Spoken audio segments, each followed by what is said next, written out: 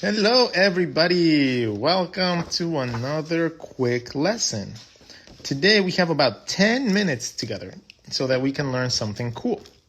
So I am going to teach you guys how to draw hands within the next 10 minutes.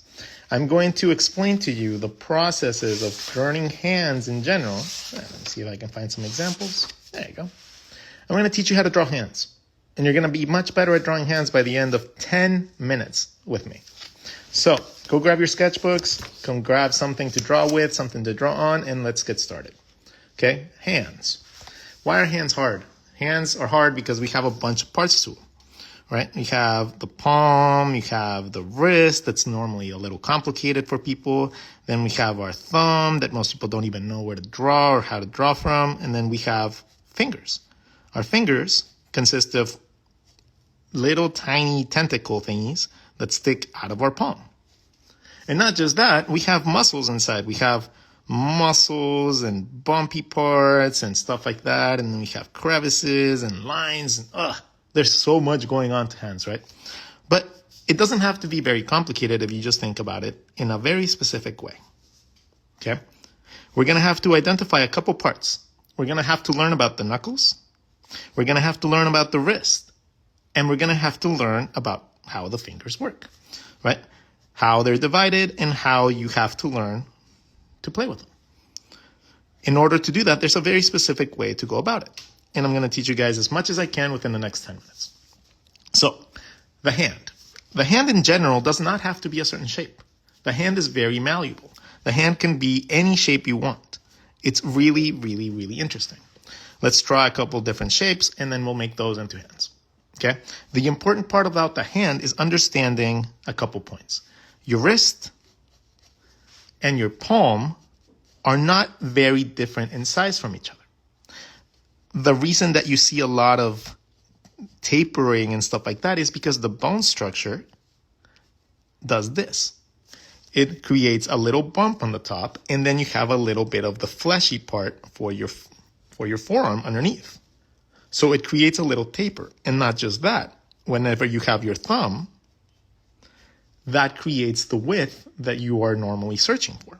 So the first thing that we need to learn is that our wrist is not very different in size from wherever we choose our hand, okay? Whatever we choose for our hand, our wrist is going to be relatively close in size. Now, the second thing, we have two sides to our hand. We have two edges. We have the pinky side and we have the index side. So if we learn to identify those two parts really quickly,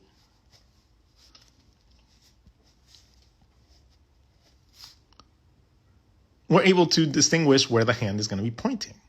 Now, this is the edge. You're drawing the outside of it. So you draw the outside into the girth of it. Okay? You roll the outside, and then you go inside. And you go outside, and then you go inside. Now, your thumb is going to always come from your wrist. Since your wrist is going to be circular or ovally, you're going to go wee wee.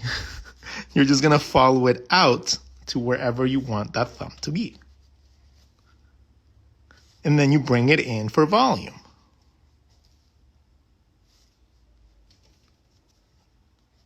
Okay? So now you have three things that you can use to draw the rest of your hand. You have the width of your fingers.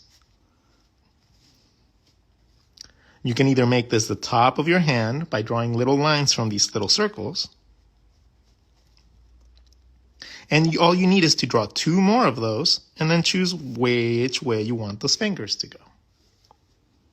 Two more, and they can all go in different directions. You have two more, and again, they can be bent, they can be straight, you can do anything you want. So that is a very basic concept of hands. We have a shape that's about the same size as your wrist, okay? And then you're going to have one side, two sides, and then follow the roundness, 3. Bring it in for volume, bring it in for volume, bring it in for volume. Add 2 more fingers and rock on. Okay, bend that in the other direction. Same thing happens. 1, 2, 3. Bring it in for volume, bring it in for volume, bring it in for volume. And now you have that hand in a different position. Okay? So understanding the hand in general is going to come down to understanding 1, 2, 3. Wherever you put those 3 lines, you're going to go volume inside to create your knuckle. Volume inside to create your knuckle. You connect them. 2, 3 more, whatever many more you want. You have yourself a hand. Okay? Doesn't have to be a certain size. You can just start with 4 circles to represent your knuckles, and then you have the top and the bottom of your hand.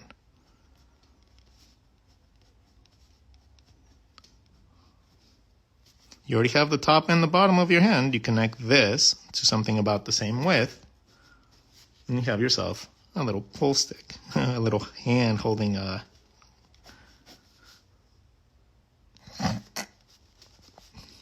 Know what I mean? So being able to understand complicated hand sizes is going to end up being just how do you rearrange 4 circles and connect it to your wrist with the same width. Boop, boop, ba-doo, boop. And you can bend these in any direction you want to create all your fun obscenities and things if you wanted to. Let's make it a peace sign.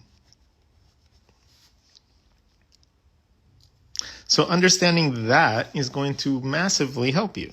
Because it doesn't matter if it's a circle and you want to create little tiny chubby hands. Right? Maybe you want little chubby hands for your characters. Or maybe you want to use that same technique, but you want to draw really large hands. Understanding this little technique helps you understand how to draw different things. Right? It doesn't have to be a certain look. You can change it and add as much detail as you want now that you understand the structure that is required to be able to understand them.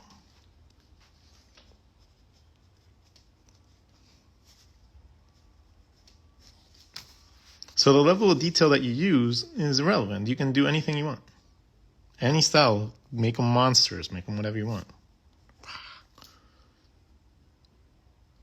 It looks so easy because it can be this easy. It doesn't have to be complicated. The moment that you don't draw these at the sides and you start moving them around, you're going to get a lot of different looks. Okay, it doesn't have to always be just to the side. Once you understand that concept, it's going to make you malleable. You're going to be able to wrap things around things. Then let's talk about the fingers real fast. The fingers in themselves are going to be into 3 parts. Okay, you're going to divide it into 2, and then the top part you divide into 2. So whatever shape you divide it into 2, and then the top part can be divisible into 2 if you also want it. Okay, 1, 2. You can divide that one into 2. The thumb is 1, 2. So the thumb is only 2 parts, but the rest of the fingers are 1, 2, and then you divide the top one again.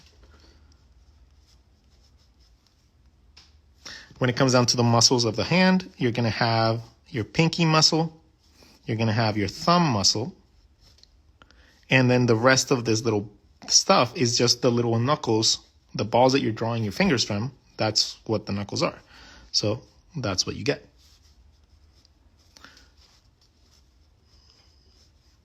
Okay, so you get the pinky. Pinky has its own muscle. Boop. And then the thumb gets its own muscle.